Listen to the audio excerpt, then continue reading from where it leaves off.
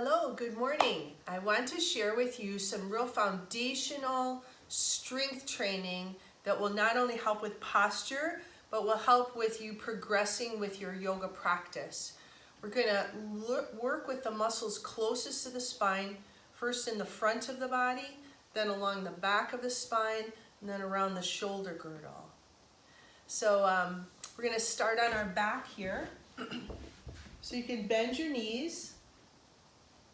Take a pelvic tilt, press your lower back onto the ground and lift your head and shoulders up off the ground. And the work is to keep this lower back on the ground. So we're going to work with the combination using half boat pose. So just pull the knee into the chest and look over your shoulder. Keep that lower back rooted in the ground and come up into half boat pose. Twist off to your other side. Again, pressing your lower back into the ground. Let's bring our hands behind our head this time and twist off to the side. And this helps strengthen the muscles, the psoas muscle, it connects to the inner thigh, all the way into like where your rib cage comes in, and this abdominal wall here, which extends around the side of your body.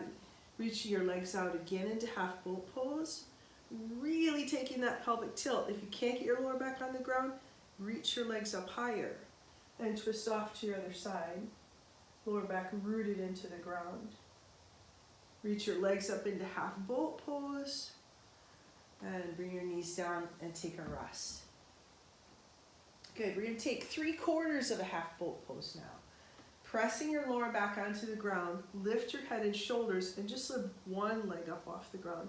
And this might be easier than the first thing we did, but you really keep that lower back pressing the ground. Again, twist so you're going to get into these muscles on the side of the waist. We'll just hold that, feel that tuck. Good, and let's switch off to the other side. You could just let your head drop into your hands. You don't want to be pulling on your neck. Just let the head drop into the hands. And come on down. And come down and rest. Just sometimes even with that little bit of work, you begin to feel the work in the abdominal wall. Let's take another variation which is easier on the neck. Legs up in the air, bent if you need, lower back into the ground, and bring your right leg down and stretch it back up. And lowering the leg down. And you don't want to do this like fast, okay? It's nice and slow, so you're not using momentum, using the strength of your leg, that lower back rooted into the ground. Because we were looking some real specific muscle strength, the lower back rooted. And other side, bring the leg down and slowly come back up. Good. Lowering down and up and down and up. And last one. And bring your knees in. And notice your breath. Good, one more variation. Head and shoulders up off the ground. We're going to twist this half boat pose. Legs to one side, arms to the other. And then you can bend your knees, rolling into your lower back and switch to the other side. And again, if this bothers your neck or it's just your body isn't right for this, you could leave your head on the ground. You'll still get some work. But this lifting the head off the ground really creates a little more strength kind of at the top of the abdominal wall. And then to make it a little harder, just do it with straight legs. You can lower down as much as you can, but it's not about how far the legs are down. It's about how much the lower back is pressed in. And come on down and rest. All right, good. So let's work on the muscles in the back of the body now. So come onto your stomach. So we're trying to feel the muscles from the base of the skull all the way down into your back.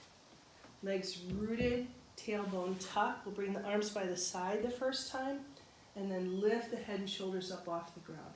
If you have the flexibility, you can interlace the fingers, but if not, just keep the hands here. Feel that work, and then come on down and rest. Good. Come on up this time. Let's bring our hands behind our head. That leaves a little more weight. Ankles, tailbone, lift the head and shoulders. Really lift the elbows up off the ground. And come on down and rest. This shouldn't hurt in your lower back at all. Really taking that pelvic tilt. Arms overhead. Good. And lift your right arm and your left leg up. And use your other arm and leg to press down to lift up more. Really finding your back bend and the work. Go ahead and switch sides. Breathing here. Trying not to hold your breath. Come back to center. Rest for a second. And let's take that tailbone tuck and lift both the arms and the legs. So really working that tailbone down. And come on down and rest. All right, so we're going to work in the shoulder girdle now. Bring your, sorry, I get a little cramp in my foot. Legs out straight behind, tuck the tailbone. The hands are by the lower ribs, not under the shoulders. Pulled back, elbows squeezed in. Take that tailbone tuck and just lift up a few inches. So I wasn't really, so with your upper body, you want to feel like you're lengthening your spine over a big beach ball. Pull the elbows in and come on up and down. Good, and so I like to call these up dog push-ups. Pressing and lifting up, and come on down. Good, and up. And just get to that point where you really feel the work. And then lowering down. And let's rock back into a child's pose and take a rest.